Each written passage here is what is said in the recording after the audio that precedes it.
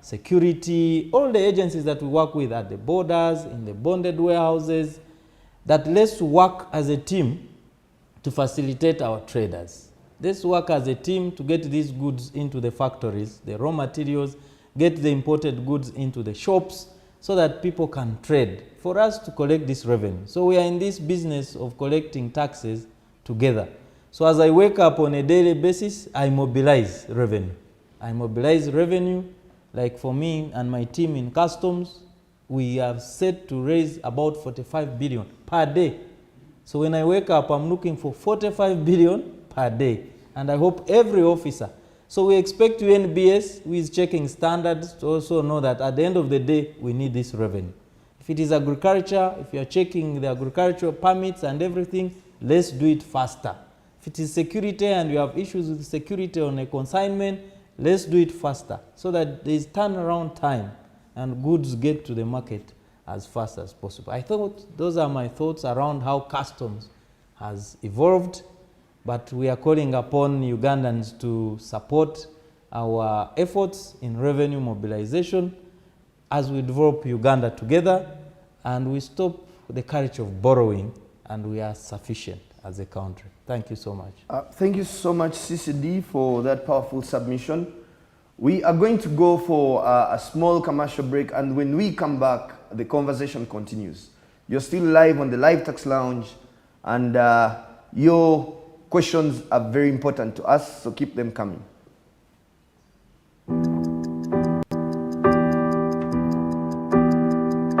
In chess, the small one can become the big one. It's the same here. And here too. Watch every move. Record every number so you can plan better.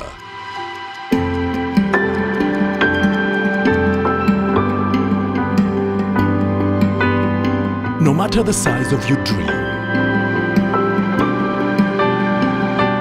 tomorrow's success belongs to those who keep today's records clean.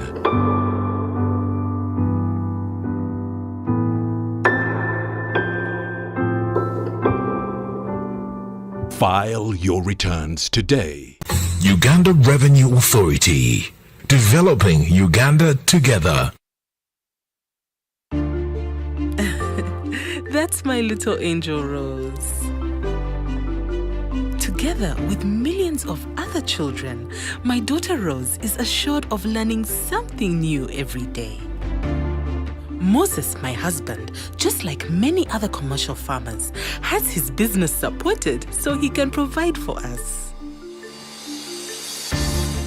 When my other little one was on the way, even with my pregnancy complications, smooth ride to Mulago Specialized Women and Neonatal Hospital.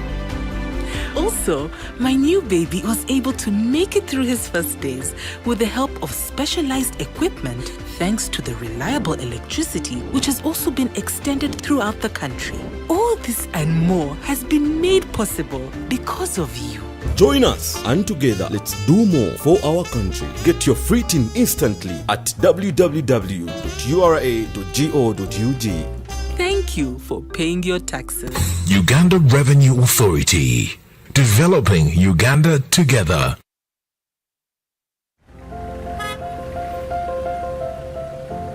Kapo, you seem to be in a hurry. Where are you going to? I'm gonna pay URA visit. Why would anyone visit URA? Of all places? To know more about the Kakasa Business Solutions, namely digital tracking solution, the voluntary disclosure program and electronic fiscal receipting and invoicing solution, which have turned my business around. You know I need to be on top of my game to protect my empire.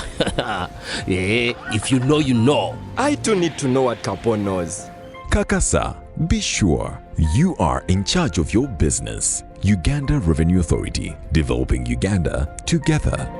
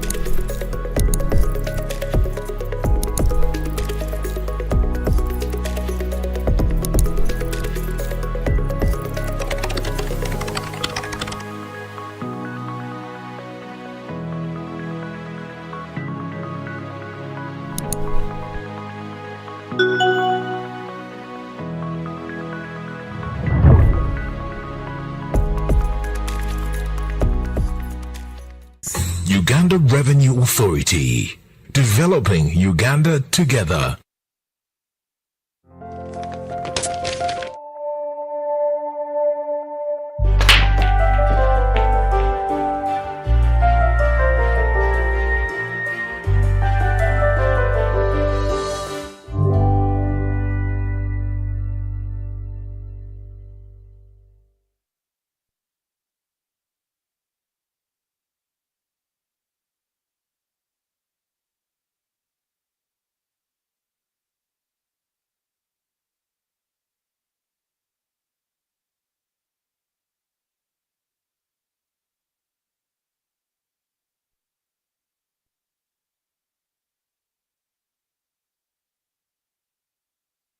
Really breaking it down for us, how the role has evolved from a deeply collecting role to now a heavier trade facilitation one. And of course, we are going to bring him back on set and he will finish off what he had started. But I must thank each one of you for participating. The questions are coming, keep them coming. The comments are coming, keep them coming. And at the right time, we shall dig deep into the Q&A session. For now, all eyes back on the Commissioner, Customs, Uganda Revenue Authority, Mr. Abel Kagumire, as he really sums up the role of the Customs Department. Thank you so much. And I think I had talked about how customs are developed, and maybe to emphasize the changing role of customs, which is very clear, and it is fast evolving. Like I've said, it's more of trade facilitation. But this has been necessitated by the changing global supply chains and the disruptions that have happened. So as customs, we are positioning ourselves to make sure that we fit in this new agenda.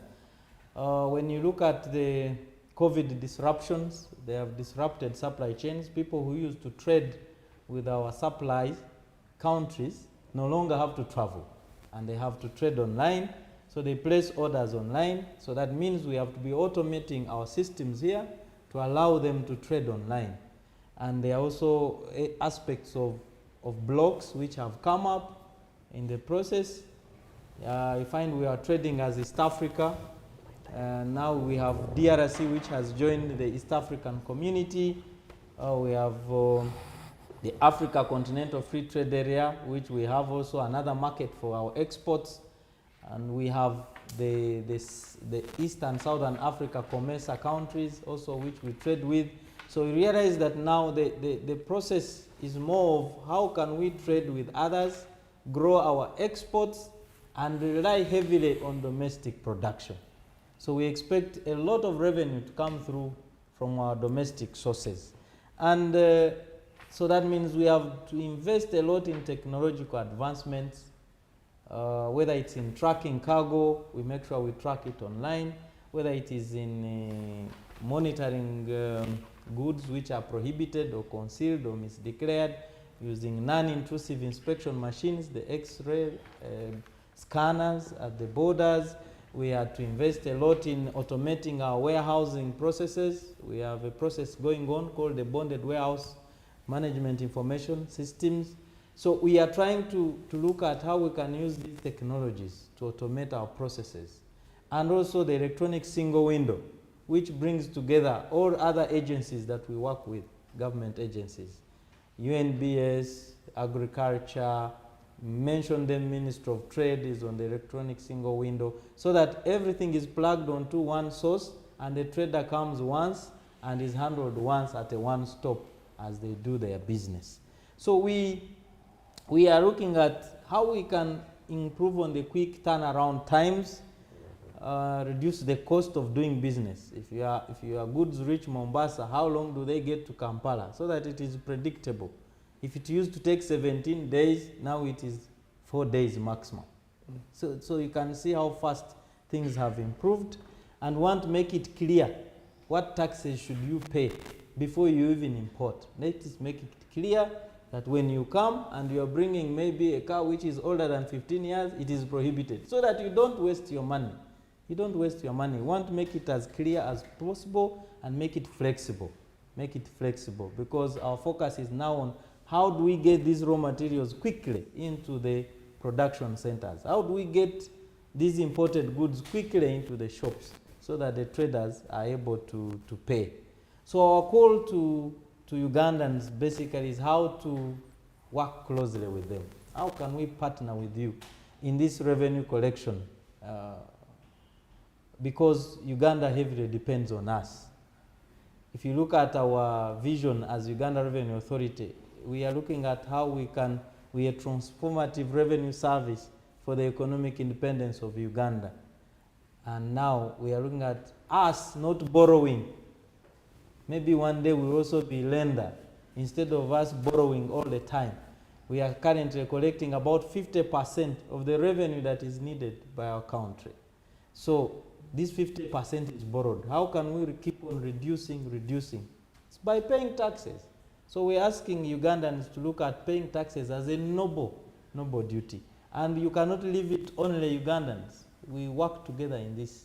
We want to work with other government agencies. We want to work with the supply chain logisticians. We want to work with the clearing agents. We want to work with the traders themselves. We want to work with associations that are facilitating trade. We want to work with the development partners that support trade so that this revenue can come through our domestic taxes. Yes, customs is still collecting some tax, and of course it keeps reducing as we get more from the domestic taxes. So my call to our stakeholders is about how we can collaborate. At Customs and at URA, we have agreed that we will start with engagement. We'll engage with you. We'll do education and educate you about the taxes so that they are clear to you. Engage you, educate more often. So we'll do more of education, engagement before we enforce. So this culture of starting with enforcement because we are an authority and then we use all the powers we have in the law, we are saying no, that will not work. Let's first make sure we engage you, we educate you so that everything is clear on tax collection. Then when we come to enforce, you also know that we should have come to enforce. And that's the approach we are taking. That's why we come to you through these live talk shows, that we come to you and visit you in your factories, we come and visit you in your businesses, and we partner with you so that we move together as a team. And when Uganda is developed, we are all happy. We are all happy. When we stop borrowing, we are all happy. So every day when I wake up and tell my officers and the team I work with that we are here to mobilize revenue for national development. And we want to do it in a transparent and efficient manner.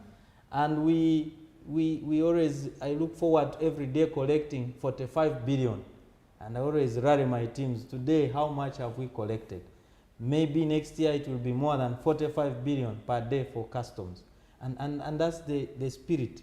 Let's own it. Let's own it as Ugandans. Let's own it as URA, as government officials, because these taxes help our country. I want to thank you for giving me an opportunity to share on this as we develop Uganda together. Thank you so much, Commissioner Customs. Before I move away from you, there's this question that always keeps popping up online, especially when URA has busted, if I can use that word, a smuggler. Now, there are two kinds. There are those instances where URA busts smugglers that are exporting Ugandan illegally captured products like ivory, tusks. Then there are also those instances where URA has nabbed people trying to smuggle in banned products into the country, like especially the chizigo, the bleaching aids. And people online are always asking themselves, okay, now, so URA is doing Uganda Wildlife Authority's work, URA is doing UNBS's work, that kind of thing. Are you able to expound on the complementary nature of these entities as they perform their various mandates and how these mandates interlink? Thank you so much for that question. I told you earlier that one of the objectives of customs as our mandate is protect industry and society. And in protecting industry and society means that we are at the gates of our country. Those are the borders. So we are the lead agencies at all our borders. So we see what comes in and what goes out of our country. And we are responsible to regulate and monitor prohibited and restricted goods in line with the East African Community Customs Management Act. So if you look at those questions that they normally raise on Uganda, for example, let me start with tourism. It's one of our biggest forex earner. We have about 10 national parks. So if you killed all the elephants, if you poached and killed all the elephants because of the tusk, the ivory, then which tourist will come to see what? So we have protect our natural resources in that regard. So because they bypass maybe Wildlife Authority, we are at the borders and we are easily able to detect them through the technologies I talked about, like the scanners. Now we are going to K9, the dogs, to sniff. So when we get them, then we make sure we apprehend the culprits. So we work closely with Uganda Police, we work with the Uganda Wildlife Authority in fast-tracking illicit trade in these goods, especially exports. Now when it comes to imports, of course the law has banned importation of some products. Things like which have hydroquinone, cosmetics with hydroquinone. Now those are the ones which bleach the skin. Like me, I'm a very dark man. Now the next day you find me very brown. That's not nice. That's not how God created me, to be brown. So we are saying if it has hydroquinone, that cosmetic, we don't allow it to enter and we block it. But of course you'll find traders who don't mind because they are cashing in on it. Whether Ugandans die or not, it's not our business. And that's what we are telling you. Don't kill Ugandans. If you know the cosmetics have hydroquinone, they bleach the skin. At the end of the day, you get skin cancer. My role is to stop it at the border. Even if you bypass me and it goes to the shop, the enforcement teams will come and pick it. Because that's not good. If you're trading in used refrigerators, they are banned. So if you display them or you keep them, you know you are destroying the environment. Buy a new fridge. Buy a new fridge. If you are bringing computers which are used, they are banned. You don't bring them. We will not allow them in. If you are bringing a vehicle older than 15 years, it is banned. So we are telling Ugandans, you know those which are allowed and those which are not allowed. Even on exports, I talked about exports. Why are you exporting things where you've not added value? If you are taking fish the way it is, the way you picked it from Lake Victoria and Choga and Albert and Edward, that means you've not added value. So you will pay export levy. If you are taking our hides and skins from our cows, from our goats, from our sheep, don't take them when they are rotting, when they are smelling. First add value. And we're encouraging investors to put tanneries here, because where you're taking them is where there is a factory for tanning leather. So when you start it here, then you're employing Ugandans. You're also adding value. We will also export a shoe from Uganda. Why should we always be importing all the time? And I think that's where government is going, and that's the focus of government. And as customs, we are the borders to protect industry and society. Thank you so much, CCD, for that clarity. When you talked about the shoe, these famous brands came to mind. Most of the ladies put on, Michael Kors, those very nice shoes that are made by those guys from beyond this country. It wouldn't hurt tomorrow if someone could go to the shop and they're able to buy a pump or a shoe, made by Emodec, a Ugandan product. Yes. I'm looking forward to nice. I'm looking forward to that day. Yeah. Yes, you actually talked about import substitution. or export promotion, whichever way one wants to approach it. And that then brings me into the next set of this discussion, where I'm going to task the Assistant Commissioner Trade to break this down for an ordinary Ugandan who's tuned in and they're watching, because these are two English words, they're pretty exotic. If you can break down the meaning of that for the benefit of the people who are viewing, then you also give us elements that URA is putting in place to ensure that Ugandans are able to make meaning of, especially the export promotion push, so that we are able to have as many products going abroad, made in Uganda. What are these incentives that are in place to ensure that we have that beautiful situation? Over to you, Dr. Okaka. Yes, thank you once again, Dr. Okaka Geoffrey, Assistant Commissioner Trade. Yes, as part of my preamble to this discussion, I'll focus on the incentives that makes Uganda attractive to investment, and also look at the export promotion schemes that do exist in our market. Looking at Uganda at a global level, Uganda has consistently in the recent past, the last 10 years, has been attracting the highest foreign direct investment in East Africa. When you look at it between around the 250 to 300 US dollars, and this largely has been attributed to the stable and consistent macroeconomic policies that do exist. Then we have a liberalized business environment, which makes Uganda really very attractive. Then looking at the location of Uganda as a country, we are in the center, let's say East Africa. We are in the center, and it makes Uganda a logistic hub and within the Great Lakes region. And this has increased the trade within the region. And most of the FDIs, the foreign direct investment that we have seen, the sectors that we have seen people investing in, we have seen people investing in telecommunication, real estate, banking, insurance, petroleum sector, mining, energy, and agro export sectors. And all this, looking at government, we work in a collaborative manner. Government has continued to promote this foreign direct investment through the Uganda Investment Authority, the Presidential Investor Roundtable, and then what government has actually been intentional about is to minimize the macroeconomic policy shifts. So therefore it makes our environment predictable, and the whole framework of the friendly investment policy framework also makes us a great destination for investment. And specifically now, as customs, our major role, the way we come in,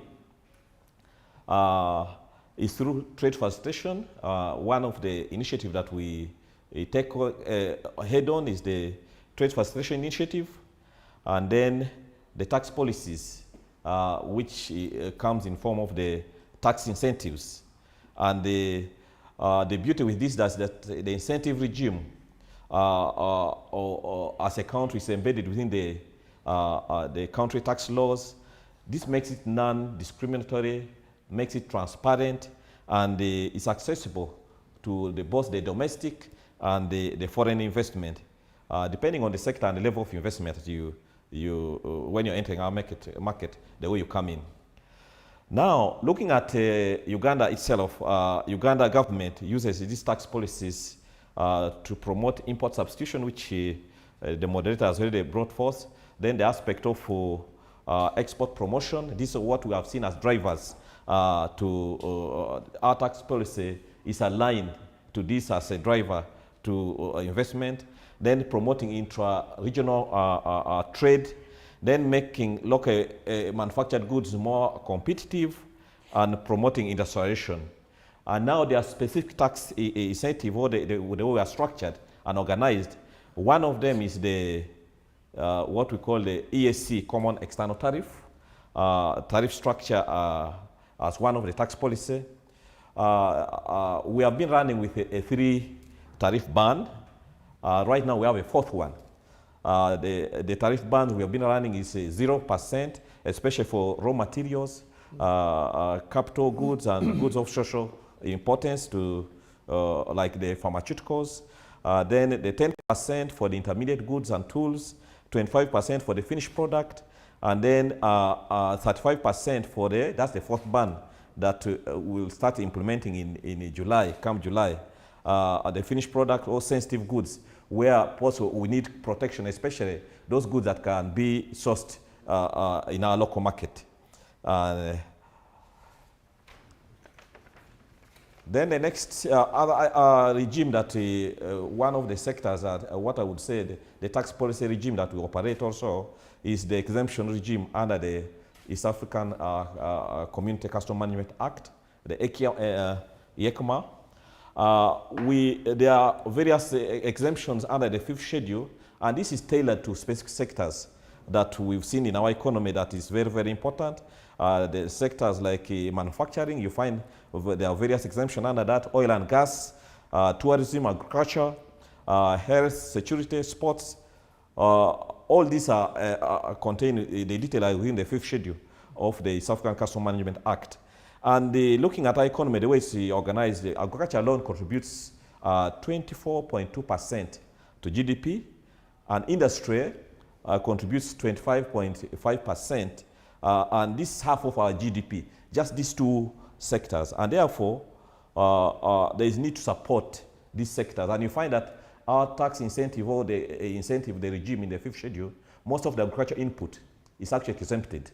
And globally, looking at the imports right now currently, out of the volume of import that we receive as a country, out of the 100%, what is taxable is just 20%.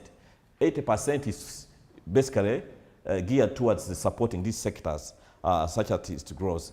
Then the other scheme, which is also very, very important within the East Africa, is the what we call the East African Community Duty Remission Scheme. The duty remission scheme, it means that here we reduce, the tax is reduced, the duty, there is a reduction of duty on goods imported for the manufacture of goods in the partner states.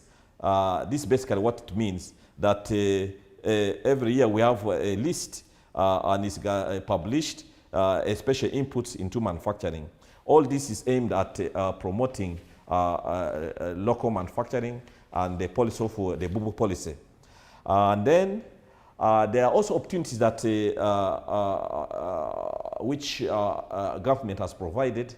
As we have the preferential duty treatment under the free trade areas. We have we belong to ESC, and ESC gives us an opportunity, a market of 285 million people. And a GDP, when you look at the GDP, is over 275 million US dollars, billion dollars. That's what is available to us. Then the COMESA itself, looking at the market size, we have a market, give us a market of around 520 million people, and with a GDP over 235 billion. And then you come to African Continental Free Trade Area. This one gives us a market of over 1.3 billion people, and with a GDP of over 3 trillion US dollars.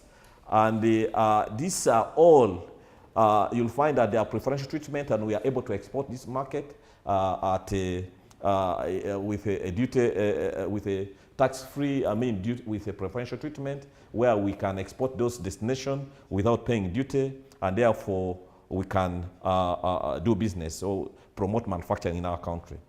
Then there are specific, what I would call export promotion schemes or strategies.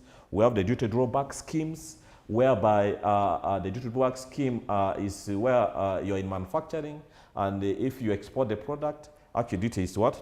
Whatever inputs, what the tax you had paid for the input into that manufacturing is paid back to you. Then we have the facility, what we call the MOOBs, or Manufacturing Under Bond Facility. This is also another scheme aimed at where plant, machinery, equipment, and raw materials all zero rated at import, and this is aimed at what? Export, targeting export market. Then we have the export promotion zone, the free zone. We have an authority, Uganda Free Zone Authority, aiming at basically looking at export destination, and also ensuring that our youth are meaningful because this creates opportunities for employment. So these are all the schemes that makes, and then the industrial parks. The industrial parks is also one of the new schemes, special economic scheme that do exist. All this opens opportunities for us to trade. As I conclude, there are also other tax, what I would say, tax incentives from the domestic tax, the VAT exemption are specified under the second schedule of the VAT Act. Then the income tax exemptions, there are details there, and where can you access all this? Because I've said so many things, and you may need to follow through. You can access this, what I've talked about, the tax policy and incentives, in our web portal, your web portal, has this information. Then the ESC website, this information can also be sourced from there. Then Uganda Trade Portal, also you can get this information. Then the COMESA and the African Continental Free Trade Area, you can also get this information. Then the different legislation can also be obtained from the public domain. Instruments like the ESC, COMESA, Rules of Origin, the list is long. Then if you want now to enjoy the duty remission or any other incentive within URA, you make an application to the Office of the Commissioner General or Commissioner Customs or Assistant Commissioner Trade, and they will be able to guide you on the various legislation and the tax incentives that you can enjoy in that sector. Then periodically we produce what we call, we've been issuing the frequently asked questions, and this is found on your web portal. Thank you. Thank you so much, Dr. Okaka, for those powerful submissions. Now the thing is, people are warming up, and already in the lounge we have some questions that are being posed, but until our ambassador has submitted, we cannot have these questions. But just to acknowledge the people that have submitted the questions because they're viewing, we have a question from Caps, we have a question from Fred, we have a question from Wendy Kasim. Wendy Kasim was the very first person to get inside the lounge via Zoom, so we need to acknowledge him. We have a question from Mr. Bukosi. We have a question from P. Namubiru.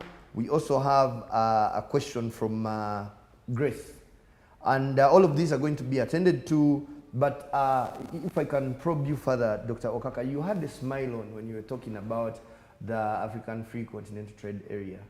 Why did you particularly light up when you got to that part of your submission? What does this mean for a Ugandan who is specifically in the arena of manufacturing?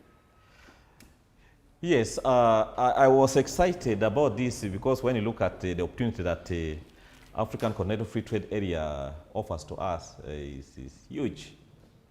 Looking at the population alone,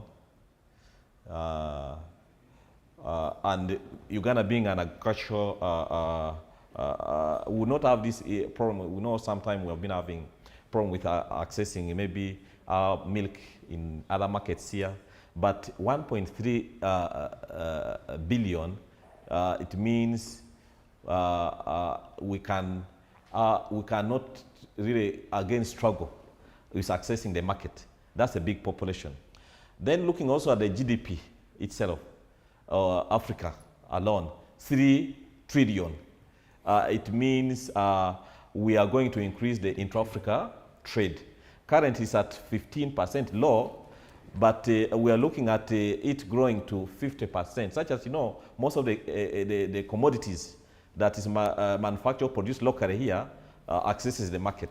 That's the excitement was coming from that African Continental Free Trade Areas offers us great opportunities and options. There are many options available to us. That's why I was coming from that. That's the angle I was coming with. I could see that. It literally means bubu to the world. Yeah. Lacto milk consumed by the whole of Africa. Riham cola. All these locally produced products. Yes. I could understand why you had that smile on. Yes. I turn to our ambassador, the man who is representing Uganda from a trade perspective beyond the borders. And of course, we are present in in Dar es Salaam. I almost said DR Congo. We are going there. We are going there soon. But we are already established in Dar es Salaam, that's Tanzania. Then we also have very heavy presence in Kenya.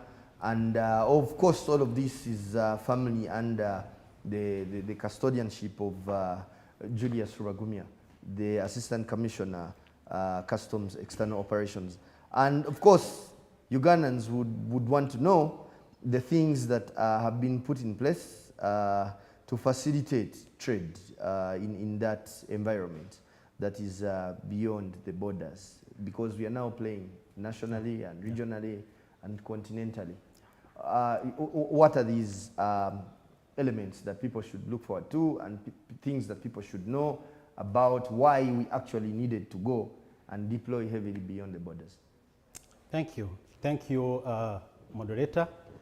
Once again, our dear listeners and viewers, Julius Rubagumya, as introduced, Assistant Commissioner, Customs External Operations. Start from where the Commissioner and my colleague from Trade stopped, and tying in the last question from the moderator to kickstart my conversation, is why did we have to deploy beyond our borders? That gets me started on a very interesting journey that we've taken as a region when we started Federate as a region, and the Customs Union coming into force in 2005, under which the single customs territory comes out. I think if there is anything that has happened to us as a country, as a region, in the recent past, is that initiative. It naturally demystified the assumption, I want to call it an assumption, because we are no longer, and I'll justify why, Uganda to be called a landlocked or land-linked country.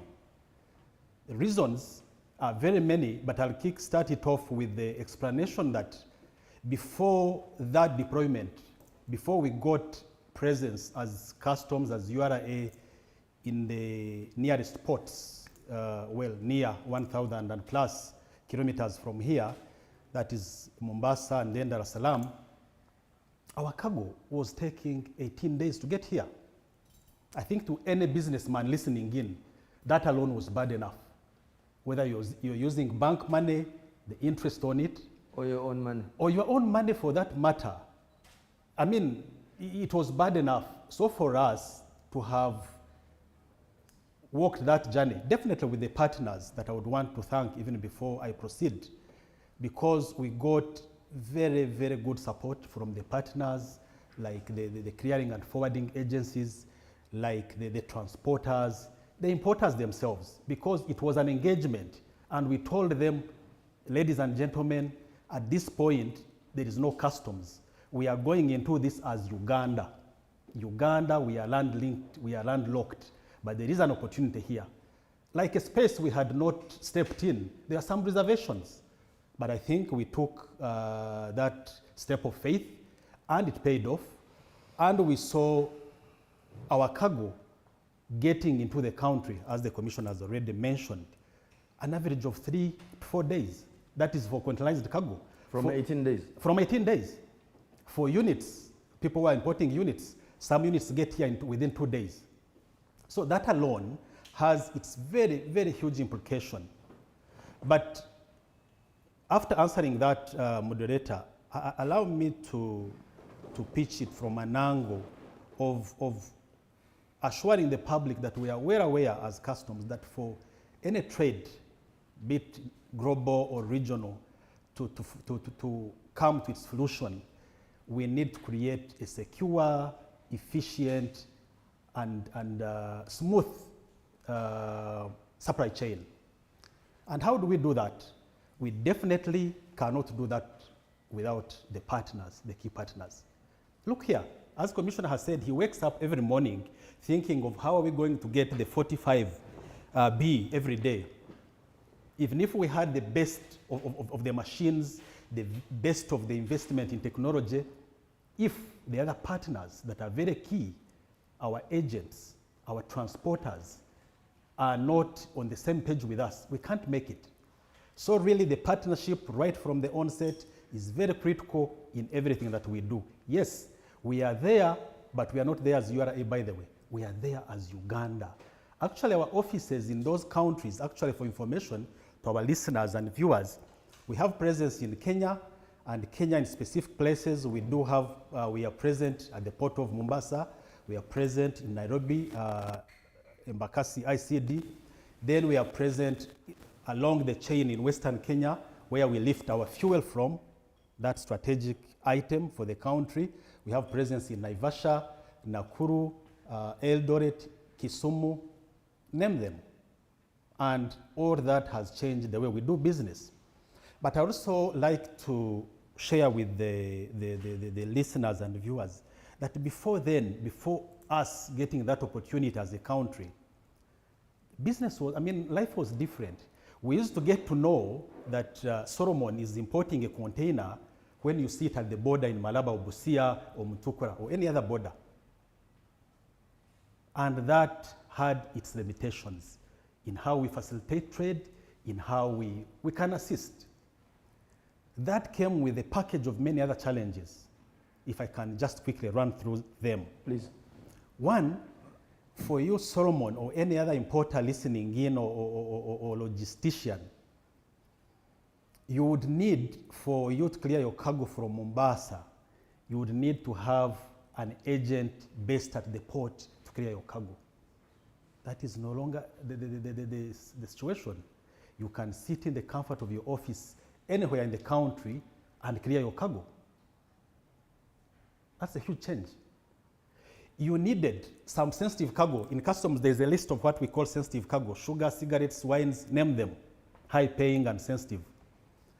For sensitive cargo, you used to part with what they used to call cash bond.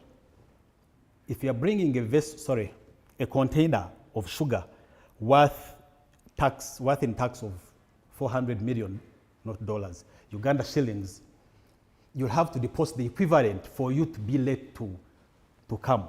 And that was, I think, an interruption. Not think, I know, in business. That is normal. You needed to do more than 4 or 5 declarations. At the port, you do 2. Then whatever you do will bring you up the border. At the border, you terminate the declaration of Kenya. On the Kenyan side. On the Kenyan side, or Tanzanian side for that matter. And then capture another declaration that would bring you here. Literally starting a new journey. A new journey, and when you get here, you also do another one. But dear viewers and listeners, you can comfortably do a single document, and your cargo comes direct to your store, direct to the market. Or if you're not ready to pay, then you can do one, and then they were housing one.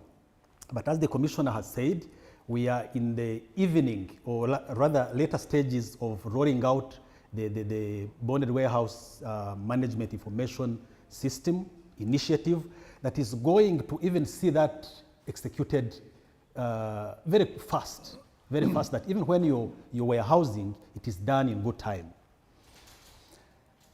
Cargo used to be escorted physically. You get your cargo, but you cannot move. You have to be escorted. And that was cost on doing business because it was not escorted by angels, human beings, and from the taxpayers' wallet. You could say that again? Yes, it From was the taxpayers' wallet? From the taxpayers' wallet, over and above the other transport charges and other handling charges, there was an additional cost of escort. And it was disheartening that on some occasions, if you miss a convoy, say on Friday, you would wait and get escorted on a Monday.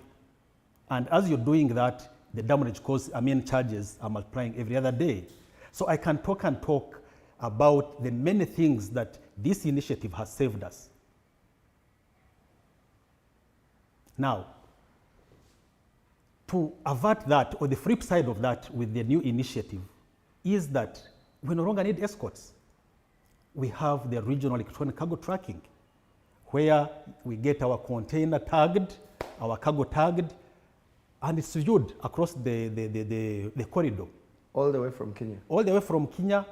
And for transparency, there is a command center in Nairobi, a command center here in Kampala, a command center in Kigali, Rwanda, for the northern corridor.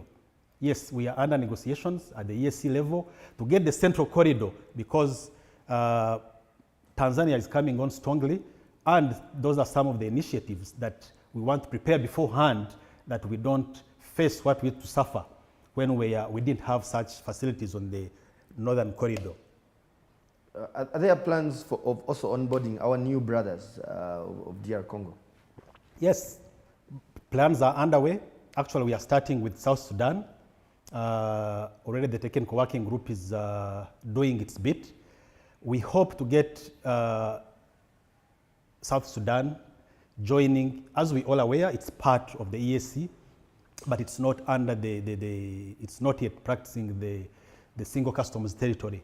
And to us, that's very, very important, because then all the benefits I was telling you that we enjoyed as a country would even be enjoyed for our partners, our neighboring partner state, but also our exporters from here. Away from that, before I leave the single customs territory, which came in force in 2014 with all those benefits, now as a country, as I was telling you that we would wait and see cargo at the borders, we now have the opportunity of knowing what is destined for our country 14 days before, when cargo is still on the high seas.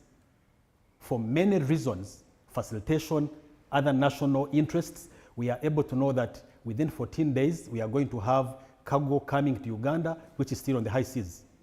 That helps us to plan beforehand, especially to facilitate our importers. Relatedly, there's an initiative, an arrangement of pre-arrival declaration. The port of Mombasa gives us a free storage period of 9 days. The port of Dar es Salaam gives us 30 days free storage period. But the conversation here, dear listeners and viewers, is that why should you go in damage of 9 days if you can get your import documents 48 hours before the vessel docks? We've seen that initiative grow. It was at 15 when we started this initiative. It has grown not at the pace we would want. It's now at about 35. But we want to have a conversation, dear importers, especially the bulk importers. Why don't you make your declaration well in advance, so that by the time the vessel discharges, you have your documents ready and you hit the road running? This is a conversation that we can have. We are available. We can partner with you, engage the ports authorities or whoever you would want us to engage to see this happen, so that we avoid some of those extra business costs that we can do away with. The other enablers for the single customs territory was the authorized economic operator. Very interesting. As we all remember, the world got shocked on the 9/11, I think 2001, whatever happened as in America, the twin bombing. Now, the security, the supply chain security was compromised and put to test. But WCO, in its council in June 2005, came up with the safe framework of standards. And among other key things, it was to ensure the security of the supply chain and act as a deterrent to international terrorism. So in 2007, when the initiative of the partnership between business and private sector the AEO came into force. Again, among other benefits, the one of securing the supply chain was very critical. It's an initiative that we started way back. We currently have over 100 national players and about 35 or thereabout regional. So the benefits are humongous really, like for the regional ones. Actually, when you hear the number 100 against 30 something, I would want to encourage and call upon listeners, let's graduate to regional because the benefits are huge. Even when your cargo, when your exports or imports or raw materials or whatever you're importing are coming in, you get that VIP treatment. So we are calling upon you out there, let's have a conversation and graduate more at a regional level. From that, then we have the one-stop border. Because then, as we decongested the port and eliminated, I forgot to mention that we had over 16 roadblocks between Mombasa and Kampala. You can imagine the time and whatever goes with that. And this was on the Kenyan side? Yes, yes. Our Kenyan brothers? Yes. So all that was a burden to our importers, to our exporters. So as I said, with coming in force of weighing in motion and many other initiatives and sharing information, because some of these things were happening because the different revenue authorities were operating in their spaces. But now we are sitting in one environment, we share information. We've realized that some of these interventions or enforcement measures were not called for. So we decongested the port. There was a great improvement along the corridor, and then at the borders, the one-stop border concept, where it was implemented to decongest the border and make cargo to cross easily. Commissioner did mention about BRIMS. I won't repeat that. We know a good number of our cargo that leaves the ports is warehoused, so we are trying to automate and simplify processes at the warehousing section so that there is ease and fast service provided to our dear clients. At the regional level, I want to mention the infrastructure developments that have been made that are for our advantage as a country. At the port of Mombasa, fuel key as it is, Kenya has commissioned a new facility called KOT2, Kipevu Oil Terminal 2. Now, what has been happening, dear listeners and viewers, sometimes we would experience delays because the vessel has docked, it is discharging PMS. And we have a vessel waiting, a waiter, which has AGO. For the benefit of my uncle who is tuned in, those terminologies, PMS, okay. Thank you, AGO, thank you. Petro, or he'll be in my WhatsApp later. Okay, petroli. It would be petrol. A vessel would be discharging petrol, another one would be waiting with diesel or jet. And from the stocks, the country stocks, you get a notification that we are running low on jet. And that is very critical, like any other product anyway. Absolutely. So we would go into arrangement where you terminate discharge of this one, which has been on discharging like petrol, to allow space for jet to come and discharge. Now that is history. There is a new facility where we have a facility that allows 3 vessels with different products discharging at a go. So to me, that's good news for us. It is. It's good news for us from on the oil sector. We are, however, mindful and aware of some of the few things that have happened in the recent past, where our OMCs, oil marketing companies, and importers had a challenge, where Kenya initiated the 60-40 rule or ratio, where you need to have 60 of your volume consumed locally, localized, and 40 for transit. But that's a matter that we are engaging with the ministry, engaging with Kenya to see how best we can manage it. But to keep the country wet, the Central Corridor has come in handy, and we are seeing products coming in through Dar es Salaam as negotiations are underway to make sure that we go back to normality and there is predictability. You know, my vessel is coming, I have this much, so that we can plan and project without falling into shock of a cut all of a sudden and we run into a crisis as a country. So there is that facility that has come up. There is multimodal transport. Transport is one of the key things that affects our importers. When you're moving your cargo from the ports to inland, over 1,000 kilometers, but the multimodal transport that has come in, the region has invested into rail, SGR. Kenya has done SGR up to Naivasha, Nairobi, Naivasha. So you have the opportunity of railing your cargo from the port of Mombasa to Nairobi or Naivasha, and then put your cargo on MGL, the old meter gauge line, and then rail to Maraba, to Namamvi, to Jinja.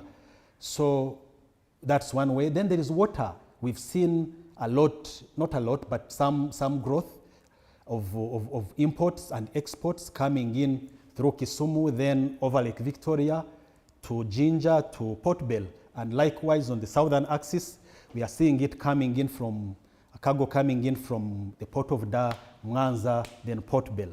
So all those initiatives are coming in to help us, because if you are talking of export promotion, we are importing a lot, as he said. We are only taxing 20%. Most of those imports, of the imports that we are seeing, are raw materials. And raw materials are very critical, are time sensitive. But what this arrangement has done, and we continue to engage and want to do, is that we save our investors just holding what they call safety stock. Safety stock comes from a situation where there is lack of efficiency. I want to stock raw materials which will take me up the end of the year. But because you know there is efficiency, you don't need to hold that capital there. I don't need to worry about that. No. Actually now they are doing just in time.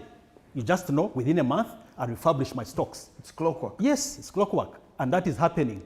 And that's courtesy of this initiative, because then we are facilitating these gentlemen, these investors. On the export side, yes, we've facilitated the raw materials to come in so fast. On the export side, one exciting one under SCT, under the single customs territory, we simplified our documents both for imports and exports. But for exports purposes, one challenge, you would move your container and move to the port and then start the business of booking the vessel. Now, after your cargo your declaration has been passed here in Kampala, you have the opportunity to book the vessel. So you don't have to wait. You book in advance, you go and ship and move to your destination. So that's a cost-cutting initiative, among others. Thank you so much, Julius. Matter was flowing. I'll tell you this. We shall probably need to make a provision for a more detailed webinar focusing on the region, because there's quite a lot. I know you've not talked about the opportunity that is going to be between Kisumu and Uganda concerning oil. Maybe you will at some point later in the show to give us a progress and purpose on that development and where we are now, because there's big news coming in from that side. You'll touch a little bit into it, but I must tell you, gentlemen, that we are at that part of the show where it gets real. The live side of the Live Tax Lounge is here, and there are so many questions that have come through already, and we are going to be running through these questions. Some of them are comments, but we are going to be quickly running through them so that they are attended to right here, right now. And perhaps for flow and coherence, the very first question I'm going to look at is a question that has been fielded concerning an international external operation arena. And it is a question that is coming from a gentleman called Gerard Muchenga. And he's asking, Gerard Muchenga works with Multilines International. Thank you all for the informative discussion. We appreciate this refresher presentation. He has appreciated. Then he says, for quite some time, /years, Ugandan traders have missed out on business with the EAC partner state of Rwanda. With the ease of the tensions and what appeared in the media, when should Ugandan traders predictably expect customs authorities, that is URA and RRA, to open the systems fully to facilitate trade? Is there any timeline to look at or to plan? Otherwise, thank you so much once again for the panel discussion. That's a question from Gerard. We can have an opportunity to take it on right now or to take it on a little later. There's also a comment. This is a comment from Wendy Kasim saying, Mr. Ambassador Julius, indeed, matter flowing. Thank you so much. Then there's a question from Elijah Otile, and he's saying, give more information on when the Port Bell can be fully operational. I think those are for you, Julius, to take care of. There's a question here from Caps, and Caps is saying, thank you so much for the insightful discussion. Something to note, much as we are automating most of our processes, the emphasis still seems to be on the tangibles. However, his question stops with however. If he can come back in and finish that question. It was shaping up to be a beautiful question, but it seems to have stopped halfway. Let me look at these other options. Oh, yes, it continues. He says, however, with the increase in e-commerce, how ready are we to be able to track and tax items that can be bought online and resold locally? Examples are ebooks, games, and other forms of e-entertainment. I think the Netflixes of this world and things of that sort. That is a question that we shall tackle on set. It's a question on e-commerce. There's another question, and the question is, kindly expound on the enforcement of insurance of imports, the requirement to use locally licensed insurance companies. Yet imports are supposed to be cleared irrespective of the Incoterms involved in the transaction. That's a question from Fred, and he would like some clarity on that area. Those are 4 questions. I guess we can take those on for now as we keep getting more questions. The lines are open. You can bring in a question via Twitter. You can bring in a question via Zoom.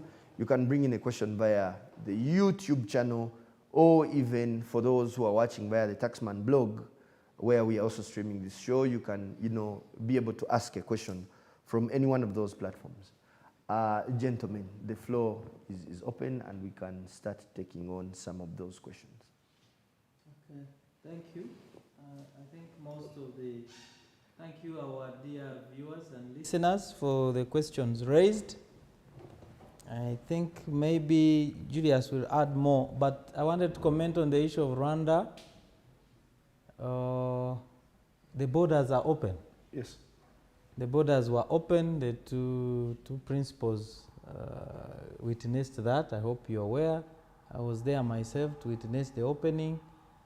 Ugandan officers are now working on the Rwanda side. Rwanda officers are working on Uganda side, and we're exchanging data. I think what is left is now our Ugandan traders is how to access the market in Rwanda through permissions. There are permits required by the different ministries, agriculture, so you need to work on that to access the market. Like we also sometimes give permissions. So the Ministry of Trade is working closely with the ministry in Rwanda to make sure that there is that bit of permits which are required for some goods to cross. But in terms of border opening, Mirama Hills is open, Chanika is open, and Katuna is open, and officers are there working 24/7. On the issue of the automation from CAPS, thank you.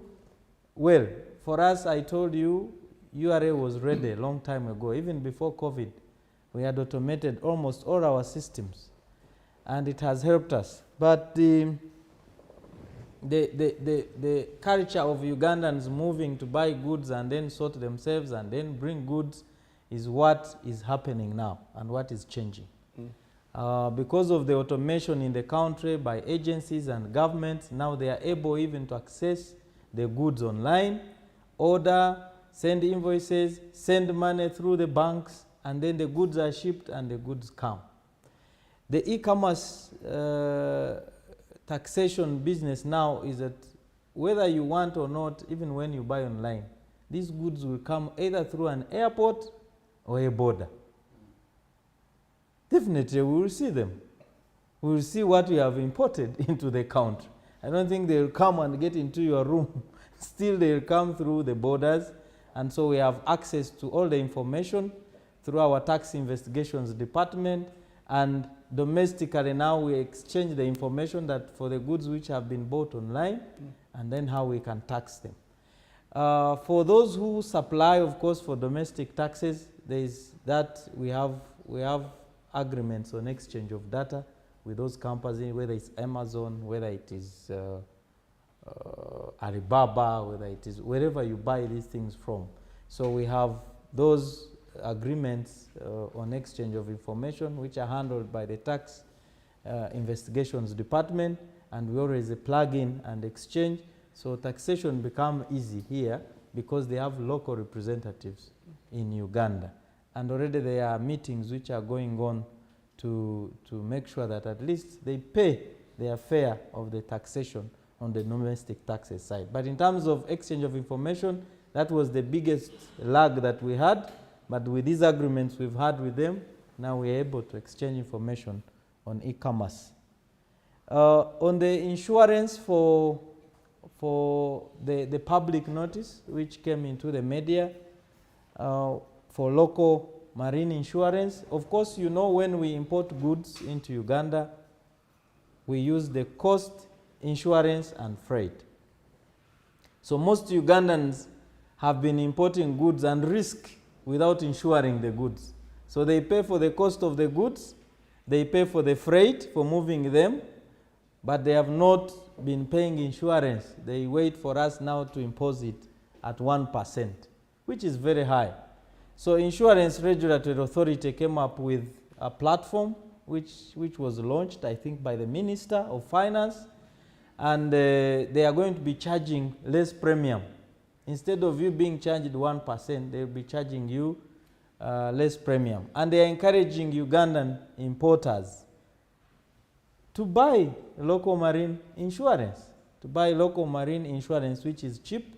And of course, when you buy it locally here, you know, for you traders, is that the money remains in your country, Uganda.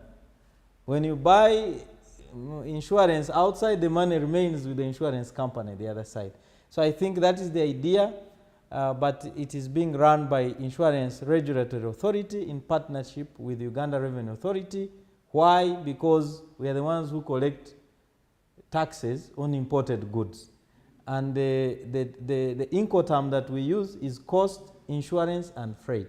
So where you have not bought insurance, then we ask that you pay at 1%. So the Insurance Regulatory Authority portal is saying, no, this premium is going to be less, about 0.4. So which is better, paying 1% or 0.4? I think that's the spirit behind this local marine insurance. Cheaper. Yeah. So those are my comments on some of the questions raised. Thank you so much, Commissioner Customs. If we can have one or two questions responded to, the team is planning for a break. We shall go for a break, then we shall come back with more rainfall of questions. Yes, Julius. Thank you. Thank you, our dear viewers and listeners. I think the Commissioner has touched almost all of them. I'd like to start by appreciating you, Ndugu Gerald. We walked this journey together, and you raised the issue of Rwanda and Uganda, and I think the Commissioner has responded. But Gerald, I know you have presence, and other listeners and viewers especially. We are trying, as I said in my submission, to see how to grow business on the Central Corridor. Gerald, we know you're one of the pioneers at the Port of Dar es Salaam. If there are things that you think need our intervention or consideration, even beyond this discussion, our contacts are going to be shared, I presume. so that we might not exhaust all this, but what URA is communicating, let's pick all those business challenges or hindrances that you think, even if they are not within our means, we can pick them and run with them to different offices. But what we are looking at is we realized that the growth that we are talking about, the 45 billion that we are talking about, is going to be realized when we provide that growth and support you. Thank you. Thank you so much, Julius, for those submissions. Yeah, Port Bell. Port Bell, sorry, you had already talked about Port Bell, if I can comment. Yes, please. Port Bell is operational.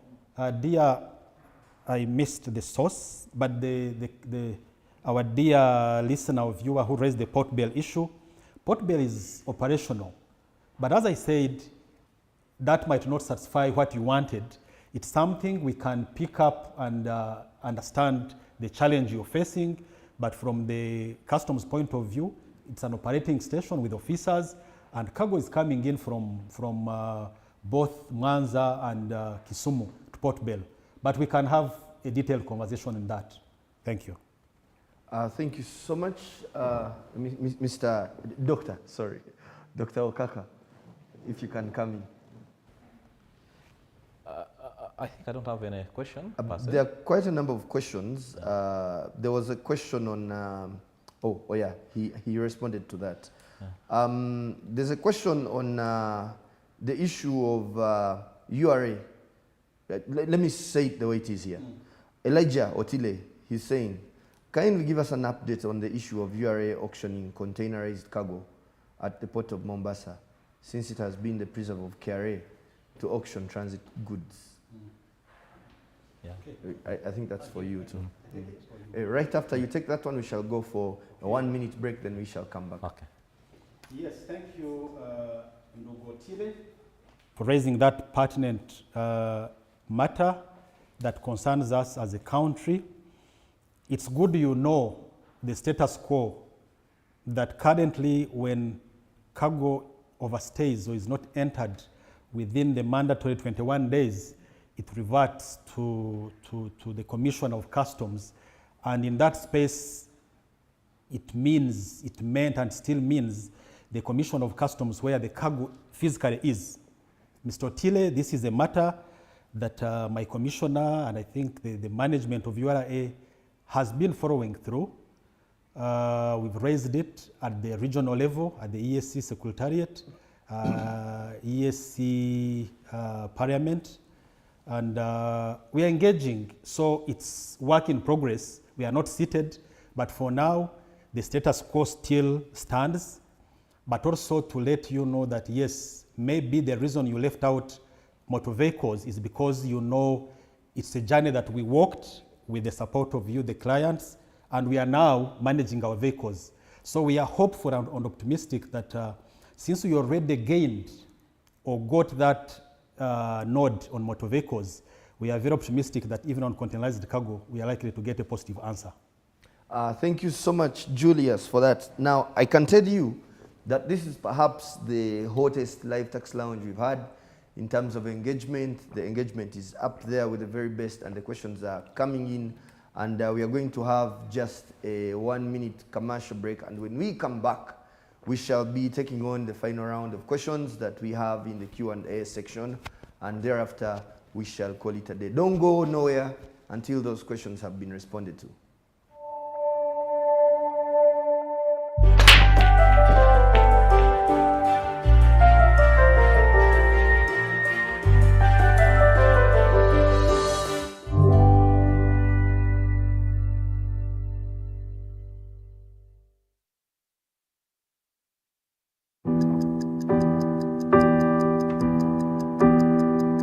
In chess, the small one can become the big one. It's the same here. And here too. Watch every move. Record every number so you can plan better.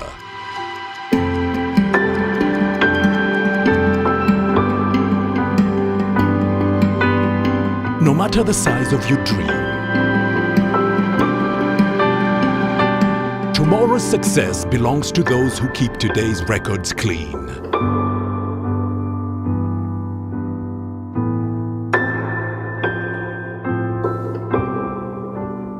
File your returns today. Uganda Revenue Authority. Developing Uganda together. That's my little angel Rose. Together with millions of other children, my daughter Rose is assured of learning something new every day.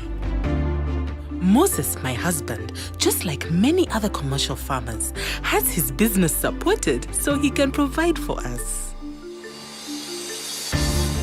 When my other little one was on the way, even with my pregnancy complications, it was a quick, smooth ride to Mulago Specialized Women and Neonatal Hospital. Also, my new baby was able to make it through his first days with the help of specialized equipment thanks to the reliable electricity which has also been extended throughout the country. All this and more has been made possible because of you. Join us and together let's do more for our country. Get your free tin instantly at www.ura.go.ug. Thank you for paying your taxes. Uganda Revenue Authority. Developing Uganda together.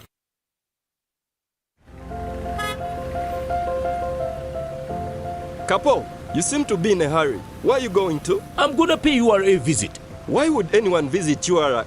Of all places? To know more about the Kakasa Business Solutions, namely digital tracking solution, the voluntary disclosure program and electronic fiscal receipting and invoicing solution which have turned my business around. You know I need to be on top of my game to protect my empire. If you know, you know. I too need to know what Kapo knows. Kakasa, be sure you are in charge of your business. Uganda Revenue Authority, developing Uganda together.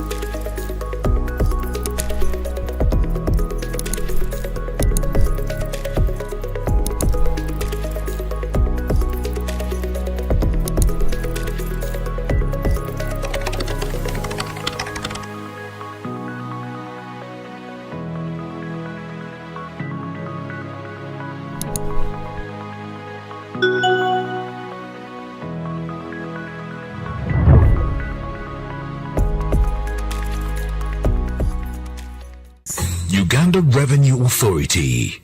Developing Uganda together. Wait, Abu. Tunamaliliza. And what are you doing throwing papers all over the place?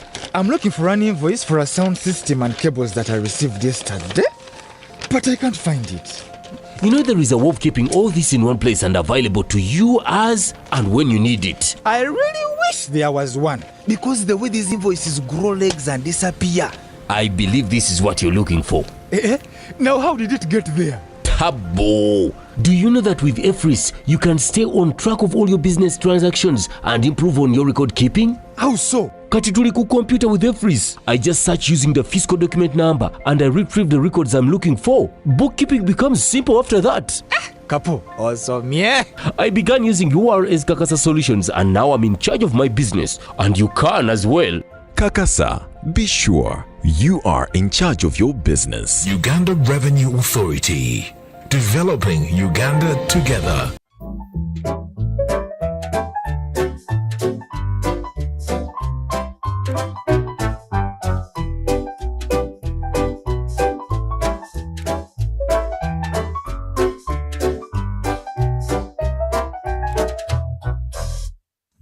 Brohas, my name is Street Alert is the show. Guess what? Ndi kwaluwa pake sawa zinongera nze kumanya abasubuzi bayo chiche bamanyi ku tini number. tini namba bamanyi tini namba bamanyi ekola mugaso ki erina mugaso ki baani abazigaba so tujoyiningeko nga tugenda ku street alert era tugenda tukola interview yaffe ku bantu bennyini omu abasuubuzi ab'enjawulo n'abantu bennyini abakolera emirimu kinnoomu batubuulire tini namba bazimanyi kikye bamanyi ku URA ye bannange ngoberera nga bwe tugenda mu maaso njagala kumanya tini kyeki tini namba ekyo kintu bazze bakituyingizaamu naye ate tukitya kati tini namba eyo kubagerekera omusolo we batugamba erina mugaso ki tini eyamba gavumenti nze tenyamba tini eyamba gavumenti nze tenyamba tini kyeki tini pozingawo tini namba ogimanyi tini namba simanyi tini namba kikuba mumbuza tini namba gomanyiza bika bimeka mingi mpa ebika byomanyi tini namba kisinziira kuba olinza okuba ng'ogenda nga ku mobile money ne bakubuuza pin code olinza okuba ng'ogenda nga ku mobile money ne bakubuuza bingi bye babuuza nga pin code like that nga zi pin code like that tini ogimanyi tini ngimanyi tini erina mugaso ki tini omugaso gwayo eyamba okusasulako emisolo n'ebirala tini namba ogimanyi ngimanyi osubira tini namba erina mugaso ki erina omugaso ekuyamba ku registeringa n'okumonitoringa bizinesi y'obwekola amanya Mutalemwa Robert. Wano okolawo mulimu ki wano? Kale nkola omulimu wa mobile money. Tini okimanyi? Yes. Tini kitegeeza ki? Kale ebeera enamba eva muri URA yosuula ngamba ngosasula omusolo kubanga nange niko omusolo. Tini namba okimanyi? Tini namba nkimanyi kuba ngiina kuba nina edduuka wano ekampala toyinza kuba na dduuka n'otaba na tini namba. Kusula tini namba erina mugaso ki? Tini namba batugamba sometimes oba otambuddeko ebweru oba like okukakasa nti oli mutuuze era ow'omusolo to the country olina okuba ne tini namba.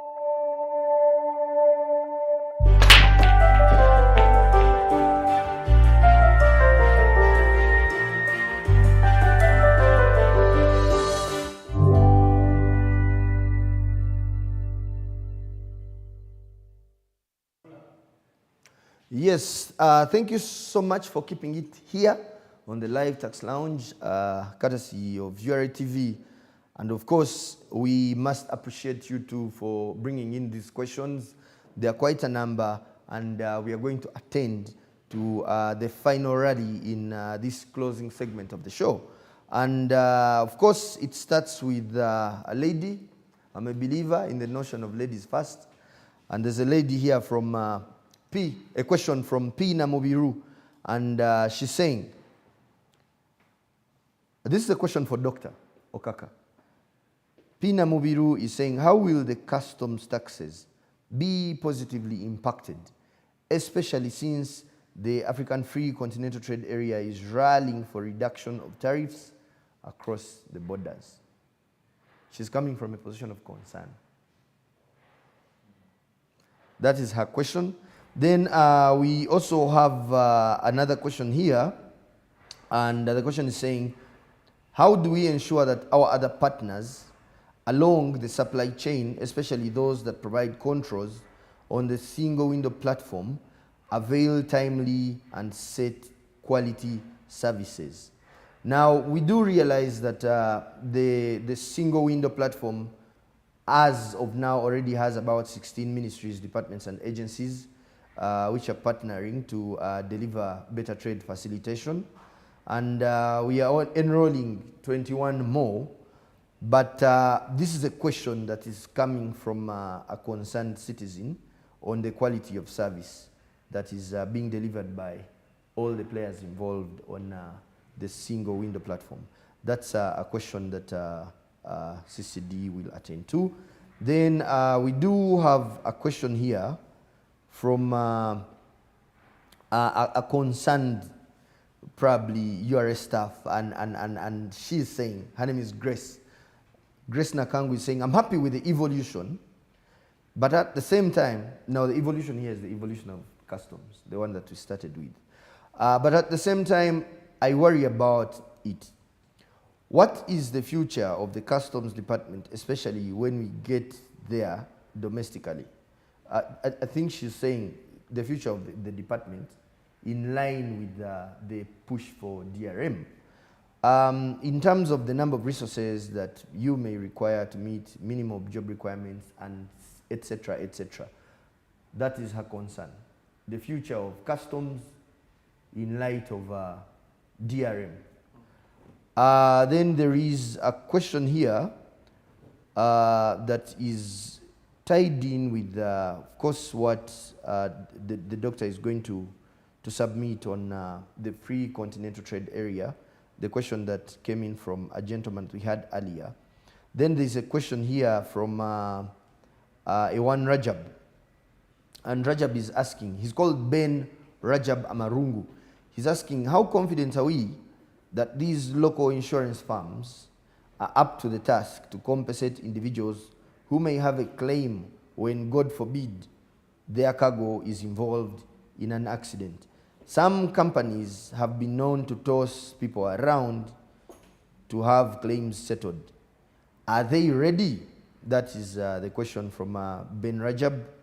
And it is related to a question that we addressed earlier from Fred. Maybe CCD will take that on at the right time. Then there is also here a question that is in a way related but slightly different from Alan Lukusa. And Alan is saying, much as we want to develop our local economy in regards to local marine insurance, people are interested in this insurance thing. How best shall we achieve that, yet most of the insurance companies here are foreign? Aren't we doing it the other way around? It's a question of concern, especially from the BUBU perspective, and there is more on local insurance in circumstances where Incoterm involved in transaction requires exporters to undertake insurance, e.g. DAP, CIF, DDP, and the exporter uses their international insurance company. Are you suggesting we should insure again using local insurance companies? Isn't this causing double insurance, hence more costs on traders? It's a concern from Fred. Maybe those can be bundled together and they'll be responded to by CCD. Then there is a question from Wandira Daniel, and he's asking, good morning, everyone. Why is it that there is no protection of local content, especially when it comes to URA licensing foreign registered companies as clearing and forwarding agents, other than supporting the local ones? That is a question from Wandira Daniel, and this will be attended to by a doctor. Then there was a question from YouTube on Mpondwe, and Mujuni Felix simply wants us to kindly comment on the closed Mpondwe border. Is it closed? Is it not closed? What are the facts? He would like to get a comment on Mpondwe, the Mpondwe situation. There we have it. Those are the questions that have come in, and we are duly going to attend to them. In case there is more and there is more time, we can maybe pick up one more. But for now, let's run with those. Let's fly away. We shall start with Dr. Okaka. The first question concerning the African Continental Free Trade Area, the high rates vis-a-vis the tariff rates, and yet looking at our current rate is high. How are we going to how is the market going to be open to us? I think that's very, very important. It's important to understand. You know, the way the tariff concession is being negotiated at the African Continental Free Trade Area is that is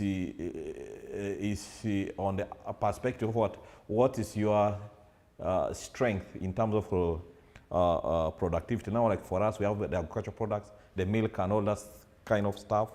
It means maybe if we are negotiating with Algeria, they may not have those kind of products. Maybe they have pharmaceuticals, and they're able to supply pharmaceuticals. So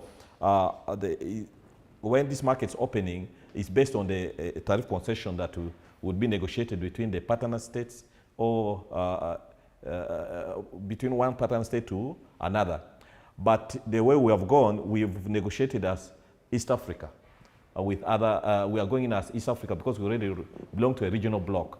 And therefore, this should be able to open to us the current benefits we are getting within the EAC is what we are also trying to advance such that we can also have the same at African Continental Free Trade Area level. That's what's being done. The current benefits we are getting within the EAC, we would want to see that being reflected within the African Continental Free Trade Area. So it means, looking at the tariff bands we've been talking about, it means that the inputs into manufacturing would be zero rated, and then when we're exporting, we should be able to benefit from that, and then negotiate differently depending on the competences or the advantage that each country has. Then the other question that came in is that from Daniel, yes, Wandera, on the protection of the local content, especially when it comes to licensing the clearing agents, clearing firms. The registration clearing firm is open to all, but the aspect of the local content, the way we bring into the whole process, when you look at the licensing process, the criteria is that the declarants, when you are doing the assessment for the declarant, you must have a national ID. You cannot access the assessment, and the condition for you to be licensed is that you must have a declarant who is a Ugandan able to carry out the declaration work. So you'll find that as much as these international companies may invest into clearing and forwarding here at international level, but when it comes to the employment, we emphasize that we can't license a company without a local declarant in the process. That's one of the criteria that we use. And therefore, this is being dealt with. And also at the same time, also to realize that we said we operate in a liberalized economy. Any investor that comes in is actually allowed to come in. It's only on the aspect of now the employment, the local content. That's how it comes in. Thank you. Thank you so much, Doctor, for attending to those questions. The floor is now with the Commissioner Customs to attend to the questions that had him in line. Thank you so much for your questions, and we appreciate the feedback. There was a question on the electronic single window. Now we have 16 government agencies on the platform. We want to add more. We want to add more 21. All those agencies that are involved in trade. And the whole idea is that URA will do the coordination. We'll do the coordination, and the Ministry of Trade will be our overseer on the top. Ministry of Trade will do the coordination, URA will do the implementation. Now, we work in any system, like a SCUDA, like eTax. Electronic single window is also another system. If you accept to plug in and work on that system, we give you what we call key performance indicators. If you have tagged the consignment as UNBS, you should tell us how long you are going to resolve that issue. So if you're saying it is within 2 hours, within 30 minutes, 1 hour. Now the one, because we're implementing, we call you and say, you've taken more than 30 minutes to resolve this. So that was the only issue that was remaining. We got them to join the platform. They were there, but some would take their time, would take longer. So the goods are held. URA has finished their process, and other agencies are still waiting to finish their process. So we've come up with key performance indicators for all agencies that are logged on the electronic single platform. And you know, this has been a game changer in our ease of doing business as a country. Because those days, a client will first go to export promotion to get a permit for coffee, then look for a customs officer to go and verify the coffee. Then by the time you finish, you are into 7 days. But now you go online, you request, we send you the permit online, you fill it, and it is signed and passed. and you move. So that's the beauty with it. In a matter of minutes. Yeah, in minutes. So that's how online and automation has helped us in that regard and easing the doing business. And World Bank actually recommended the electronic single window platform. And that's why we want to add more 21 agencies that are involved in trade so that it eases the way we do business. Grace, thank you for your question on what is the future of customs after we've started collecting 100% of domestic taxes locally. Like I told you, the objectives will remain. Before we shifted to trade facilitation as topmost, we used to have revenue mobilization and collection. Now you realize trade facilitation is on top, then mobilization of revenue or revenue collection. So as revenue collection keeps going down, then the other objectives come on top. So it means you are going to be exporting more, so there is a lot of protection that is needed. It means you need trade facilitation for your exports. It means you need to protect your country from harmful products. If you look at countries which are already in the developed middle income status, USA, Australia, United Kingdom, they are into border protection. Border protection, they are not much into revenues from customs because they generate it locally. And that's where we want to be. So if you go there, you will find actually more officers are deployed in customs to protect the United States, to protect the United Kingdom. So they call it border control. So it's just shifting and you do another role, but within the same objectives of customs international.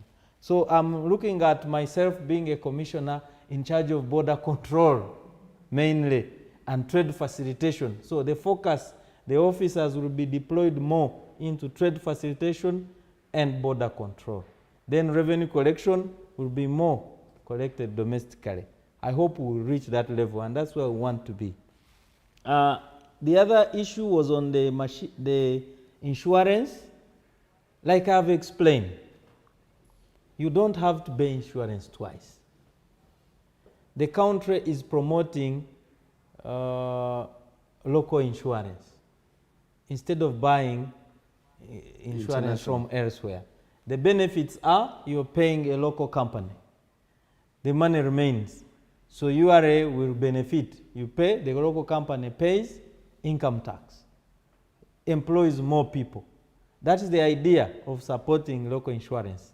And the Insurance Regulatory Authority is in charge of all the insurance companies in the country.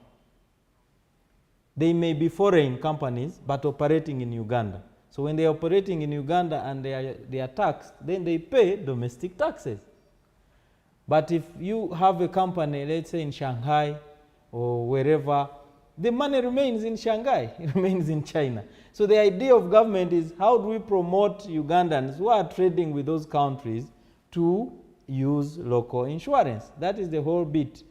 And us partnering with the Insurance Regulatory Authority was basically to create a platform, because a platform for you to be able to access and pay, and you are facilitated, because the idea is that we are collecting cost, insurance and freight, and we are saying whether you come with insurance or not, we will still charge you insurance. And that's why ours was at 1%, which is high, and they are offering a less premium for you, and it's one way of reducing the cost of doing your business. Now, that is the whole idea behind this local marine insurance. Thank you so much, CCD. There was a question about Mpondwe. Yeah, Mpondwe, whoever asked that question, sorry I didn't get your name. Mpondwe has never been closed. The only border I know which closed for like 24 hours was Bunagana on the border with DRC. Now, Mpondwe on the DRC side is like the way you see Malaba. If you closed Malaba today, even in 10 minutes, the whole country would know. If Mpondwe closed even for 30 minutes, the whole country would know, because it is our main entry border into Democratic Republic of Congo. So the border is up and running. It is operational. If you have been there now, we are even constructing a one-stop border post to make facilitation so easy. So the DRC officials are coming to sit on the Ugandan side, and Ugandan officers are going to sit on the DRC side. So we don't have any issues. The skirmish we had was on Bunagana border with the DRC down in Kisoro, and it was for only about 24 hours, and security resolved it, and our officers are back and working. Thank you so much, CCD. The last one is coming from me. There's this talk about the lake port in Toroko as one of the new enablers of doing business. Ugandans don't seem to know about this lake port that is being constructed in Toroko and the opportunities it is going to open up for us as a country. If you can take just a minute to tell them about it. Okay, thank you. Ntoroko has been existing for as long as I joined the customs. So it has been our border station on Lake Albert, and we felt we need to develop it. So we worked closely with our trading partner, our development partner, Trademark East Africa, who have built a jetty along on Lake Albert. So a jetty, and they're also going to construct offices for government, customs and other government agencies. So it's a beautiful place. Now, most of the cargo which used to go to Choma is on the DRC side across, and cargo coming from Hoima and everywhere, accessing DRC was so difficult. Now it's so easy. Instead of going through Mpondwe, then you turn around to come North Kivu province and up. Now you have to use straight the lake, and you go straight to DRC. And we think it is going to be a very big opportunity now that DRC has joined even the EAC. So it will be an alternative route, well regulated now. We are already in the process of marking and giving number plates to the boats that will be doing the business, because you transship from a container onto the boats, they get onto the jetty, and then you get landing certificates on the DRC side. It's going to be a beautiful alternative route into DRC on water. The rest have been on Mpondwe, Bunagana, so people use those long roads to circumvent that Lake Victoria, and then you come up towards Hoima side on the borders, the other side. So, and then the others have been going through the northern route through Panyamur to access DRC. So now it's a straight way from Port Poto, you go to Ntoroko, and you are crossing Lake Albert, and you are into DRC. And we want to appreciate Trademark for the support. It's almost 90% complete. Hopefully we'll be going with you to launch it and commission it. Without a doubt. Yes. Thank you so much, CCD. We've come to that part where we get to give parting shots, and for parting shots, we shall start with our Mr. International, Julius Ruragumia, the Assistant Commissioner, Customs External Operations. Thank you. Thank you, our dear viewers and listeners once again. Time. As you've been promised, I think we need to have another time to have a deeper conversation. Absolutely. But it was an opportunity, it was exciting. It's always exciting for us to have a conversation with you, because we know we are because you are. If you decided to cross shop, I don't know what we'll do in our offices. So you're that critical and important to us, and we always want to reach out, consult, and see how we can support you. I have a few, you allow me? Please. Yes. I did mention, dear viewers and listeners, I did mention about pre-arrival. Please, this is something that we are going to follow through with you, with your representatives, but it is something that is very, very critical and key for us as a land-linked country. We have all that it takes to partner with you, to support you, to handhold you, and enjoy this facility. As you heard, we have presence in those different locations in the region, and these offices act as liaison offices. Please don't feel constrained that I've finished paying taxes, now I cannot go back to URA, I've got a problem along the way. No. As I said, when we are in the region, we are the face of Uganda. We go beyond the face of URA. So please, you're invited. Our doors are open. Wherever we have presence, let's get to know what is not going right so that we can be of help. Also to share with you that our 2 key ports have deployed into the country. Now, okay, Kenya Ports Authority has always had presence here in Uganda.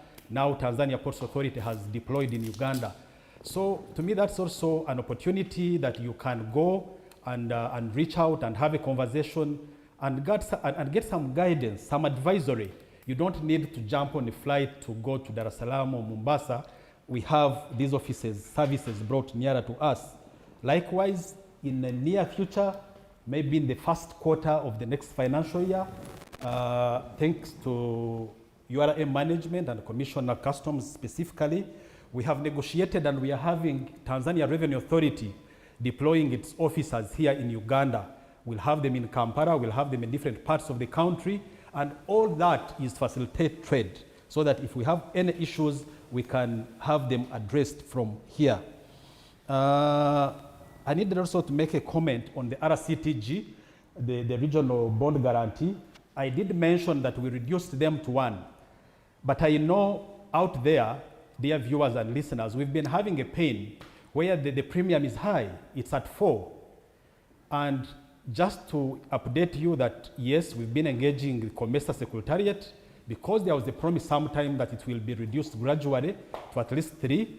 And we have an engagement next week in Zambia where this is going to be discussed further because we know when we are talking of reducing the cost of doing business, and even given the times that we are in, then this cannot be left as it is. The other issue that is exciting, dear viewers and listeners, is our new, what we call our natural markets. We call DRC and South Sudan our natural markets. As you are aware, we have a very high-powered delegation, I think, which was led by first Deputy Prime Minister, which is in DRC. I think they are still there. They spent a week in Kinshasa. I think they are having another one in Goma. And as all those deals are being cut, all those negotiations, as customs, we are ready, specifically customs external operations. We've been looking at preparing to deploy actually in DRC and South Sudan. And purely to be as advanced parties, to be as the recipients who are going to be there to receive our imports, facilitate our imports. And any other government agency that would be in line of doing that, then would be part of us. So we hope that is going to help us and facilitate you, our dear investors, our dear traders that are planning to seize that opportunity of capturing those virgin natural markets of Uganda.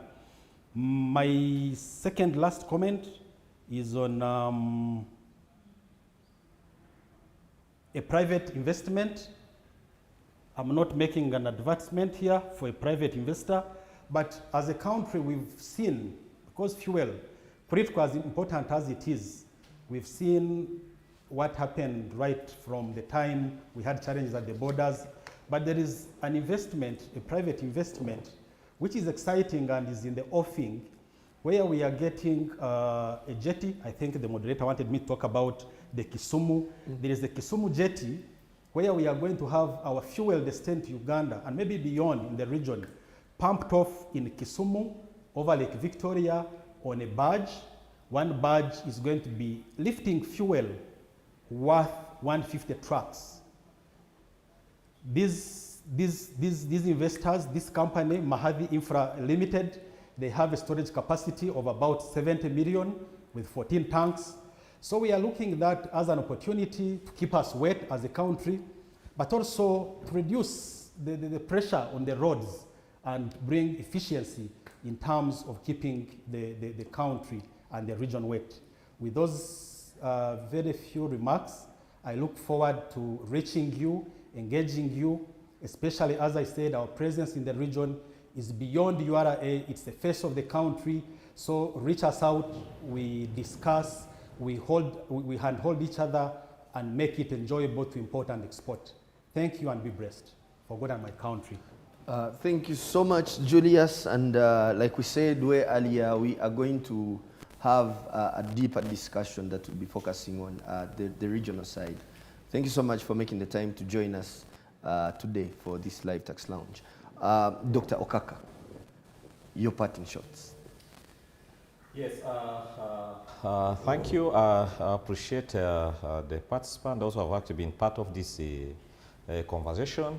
Thank you for joining us. And like they say that information is power,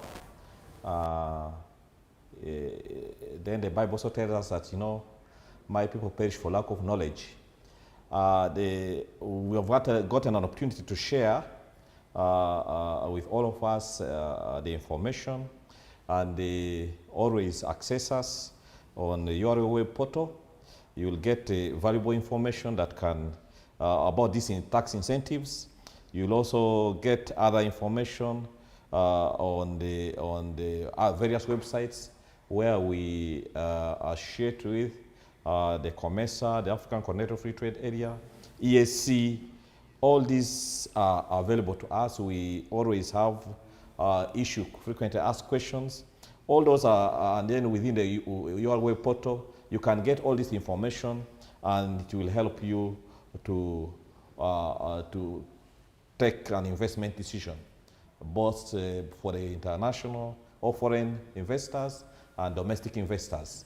I know there are many domestic investors who are not enjoying the benefit, the incentive, because they lack the knowledge. Otherwise, this is available to all of us. Thank you. Thank you so much, Dr. Okaka, for making the time. And I must also tell the viewers that we are in the budget season, and incentives are going to, fresh incentives are going to come through, and it will be very important for people to appreciate what these tax policy changes are going to mean for them as traders, as people that are involved in business. And that technically means that we are going to have a lot more opportunities of engaging the public to educate. So webinars are going to be lined up in that space, and we shall be looking forward to having more of you gracing the URA TV platform to do the educating. Thank you so much. The Commissioner, Customs. Wow, thank you so much for today, and to our dear listeners and viewers, thank you so much for the time. I know you're business people, you're taxpayers out there. Thank you for listening in to us and the feedback you have given us. We are just saying, as Uganda Revenue Authority, we are in the last lap of the financial year. We're still running a deficit, but with the June, the way we see the focus, we are going to finish well. We are going to finish well. So we want to ask you to support us in these remaining weeks of the financial year as we look for this revenue. We cannot do it alone. We need all of you, bonded warehouse operators, clearing agents, manufacturers, importers, okay? All of you, we are in this space together of revenue collection. Like I said at the beginning, it is not Uganda Revenue Authority which is going to liberate Uganda. It needs a partnership. It needs all of us. As Uganda Revenue Authority, we have automated almost 90% of our systems. We no longer have manual systems at URA. Just access them, pay that tax. Let's develop Uganda together, and we need it. And we want to keep with you in this financial year, even in the coming financial year, because Uganda needs us and the people of Uganda need us. God bless you and God keep you. If you have any information, we are available. Please give it to us, whether it's non-compliance issues on DTS or IFRIS or customs. Let us know. Give us that intelligence. Give us that information. We are going to act on it so that we develop Uganda together. God bless you. Thank you so much, Commissioner, Customs Department. And of course, that brings us to the tail end of the show.